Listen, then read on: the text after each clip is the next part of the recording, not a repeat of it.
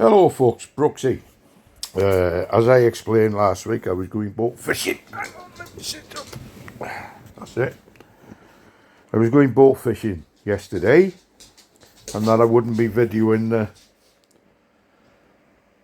the episode because when you're on a boat, unless you're not actually going to fish, unless you're actually not going to fish, you just can't film it. Simple as that, because you're too busy. You're too busy. You got to go catch the bait first, which would be mackerel, whiting,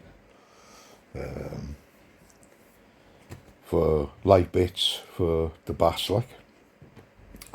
Then you're lure fishing, so you got to have two sets of gear with you, because you're either on the lures or you're light baiting. You're one or the other. Yesterday was a hard day. It was a hard day. We set out. Tony got here, Anthony Harrison, that is. He got here about 5 to 6 yesterday morning. We put his stuff in my car. We went down, we went and picked Pete Gabriel up. His stuff went in my car. Pete got in. We went and picked Paul Marsh up. And we put Marsh's gear in the car and we were away.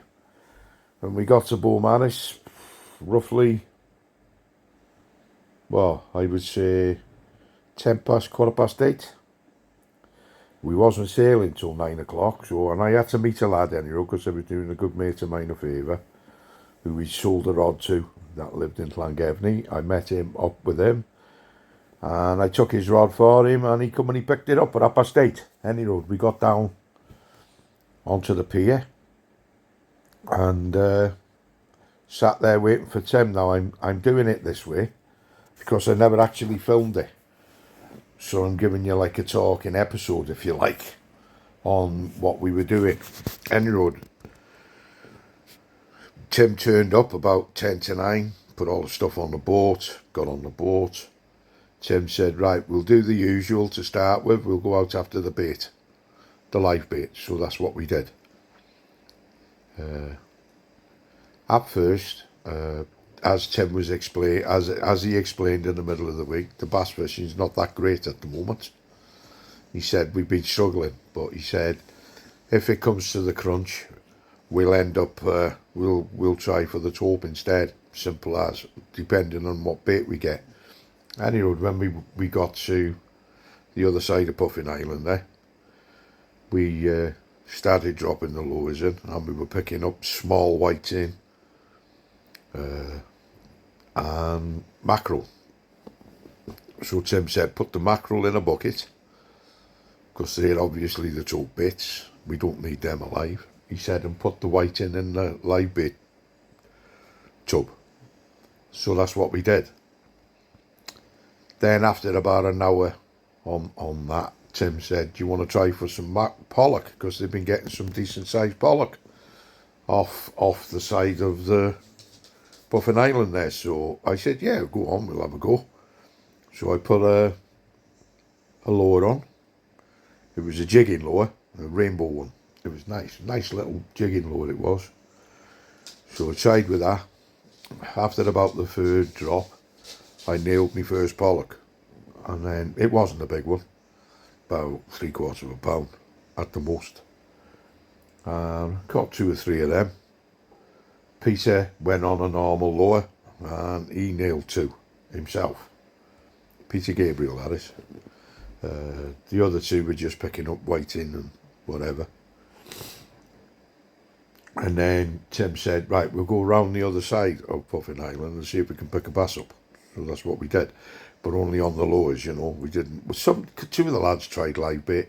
I was on the lure, me, and just wasn't having it.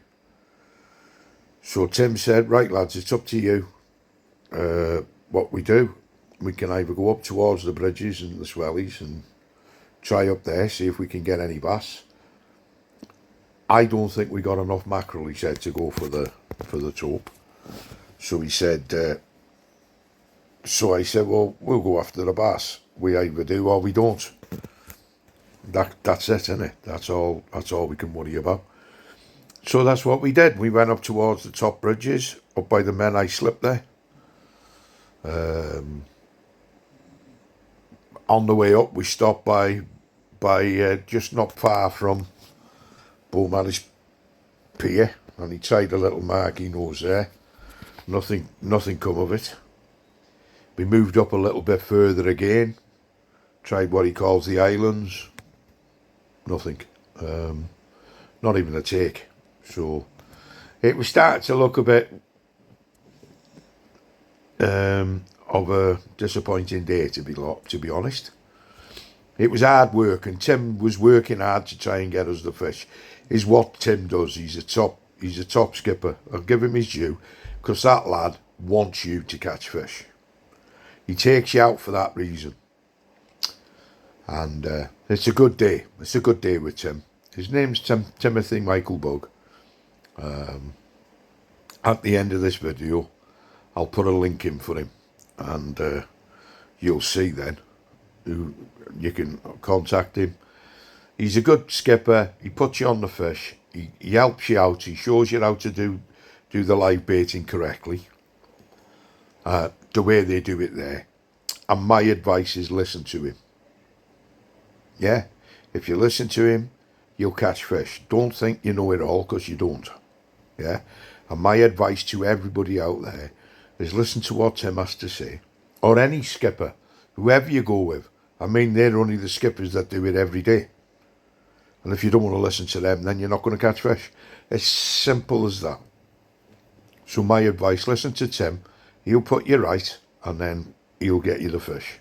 And he will get you the fish. There's no bouts about it. That is the way I say things. No bouts about it. Simple as. Any road.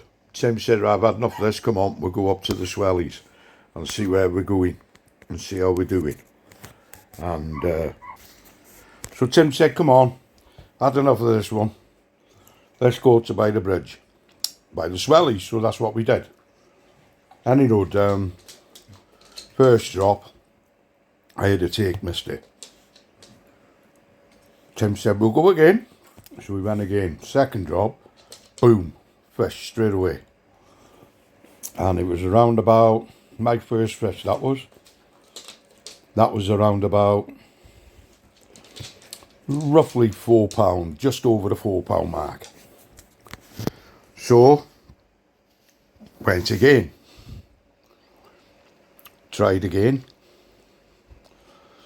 and nothing. We went again, and I get another one, roughly about £3.5, £3, £3.5. And then we were fishing for a while on it, and it just wasn't happening. And this time, 2 other boats had joined us. Well, come up there, the same place we were in. And we were all drifting, and they weren't getting, we weren't getting. Tim said, we'll move down a little bit. I know another little mark, a bit further down. We went there. Now, we were fishing, so he took us down to another spot, well, only a little bit further down the bridges that he knows, on the Bangor side of the estuary, of the straits. Any road, fishing there, we had a drift, nothing. Another drift, nothing. And this was coming close now to the end of the day when this was happening. And all of a sudden, we were sitting there, put another bait on. He said, we'll have another one. Going to drift down now. And then Anthony Harrison shouts, fish on. So I looked up to Anthony and I was watching him fighting his fish. And then all of a sudden I felt a mighty tug and my rod nearly got pulled out my hands. Only luckily I had my fingers around the handle of the reel and around me handle of my rod. Otherwise the rod had gone. It got it all of a sudden. Now that rod was bent in half and I knew that was a good fish. I was fishing with an Achios Spiral 5000 and a Savage Gear 15 to 30 pound trawling rod. Now when you look at the rod, it's only thin, It's not a big rod. It's only thin, but I tell you what, that rod has pulled me out of the quagmire more than once. And it's caught me some lovely fish. I was telling the lads, whether they believe me or not, it's up to them. I bought that rod from Lionel's Tackle in Buckley, near Wrexham. 50 quid it cost me. I've had it, must be 8 years now. Must be 8 years. I've had that rod. First time I ever went out with it on a boat called My Way with Gethin Owen. First drop, 4.5 pound goldfish. And that's how it's been, that rod, ever since. That rod's caught me some fish. I've fished on the shore with it, I've float fished with it, I've spun with it, and I've caught all sorts. Any road, it got a good tug. Any road, both of us were on big fish at the time, me and Anthony. Any road, while I was fighting mine, the skipper was landing Anthony's fish, which was a good 5.5 pound bass. Lovely bass. It was a lovely bass. Any road, they landed his, and I was still fighting mine. And the dreaded thing happened that no fisherman wants happening. The bloody line went round the prop. And I thought, oh God, I'm going to lose this, and it's a big fish, you know. I knew it was a big fish. So I shouted Tim, come over, fair dues, and this is the skipper for you. And an experienced skipper at that. He lifted the engine, lifted it up. He got the boat hook. He got out the other side of the safety barrier by the engine, fair dues to him. He got hold of the line, he pulled the line so he could get hold of the line. He pulled the fish up and landed it in the net. Fish wasn't going anywhere, it was well and truly hooked. It was wherever the line had stand, because he got wrapped round the bloody prop. Anyway, he managed to land me fish. And he released me line off the prop. So, he gave me the net, I got the fish out of the net, we had a look, it was £6 5 ounce, it was a nice fish. I was well chuffed. That's my personal best with Tim up to now, and that's my personal best on a boat up to now. It's not my personal best was £7 4 ounce, and that was up Valley on the Cobb. And that was about 5 years ago, 4 or 5 years ago. And that's my personal best while I've been on Facebook. But my main personal best, I had two in the same session with a big mate of mine, Russ Williams, who unfortunately passed away last year. Broken-hearted me over that, because we were good mates, me and Russ, but there you go. It happens, it's part and parcel of life, I suppose. Any road, yeah, as I was saying, my two personal bests are £7.10, one cast, and then the 11 cast, the next cast I had £11 4, and that was at Barmouth, on Barmouth Beach. And that was, how old am I now? 65, 66 next. I was 27, 28, which was all 40 years ago. What a fish. I mean, the fishing was abundant then. It was, you're getting mackerel off the shore, you were getting this. And this is just in Barmouth, plaice, rays, bass, you know what I mean, taupe, and smooth hounds, and then it died off for a long while at Barmouth, but it's picking up again now. And it seems to be doing all right. So all in all, we had a good day's fishing. None of us blanked. I mean, not even the lads that never had the bass blanked, Peter and Paul. Felt sorry for them, they should have had a bass, but sometimes that's how it goes, you know. That's how it goes. I ended up with 8 species. I had pollock, I had whiting, I had dab, flounder, I had 2 species of gurnard, which was a red gurnard and a tub gurnard, and I had the bass. So I've come to 8 species altogether, like. So I was pleased for my day out. I had 3 bass personally yesterday, and the weight come in at just over £13 on the 3 fish. I'll put the photos now of the session at the back of this. I'm not going to carry on and on and on and on, because I don't want to bore you too much. I know you like to watch videos, but as I've explained to you, we just don't have time on a boat unless I'm not going to fish. Now, we're going in September, weather permitting, on the bluefin tuna. Now, there's no way I'm going to be able to fight a tuna with my knee and my shoulder. So I will be personally filming that for you to see what it's like on a day out.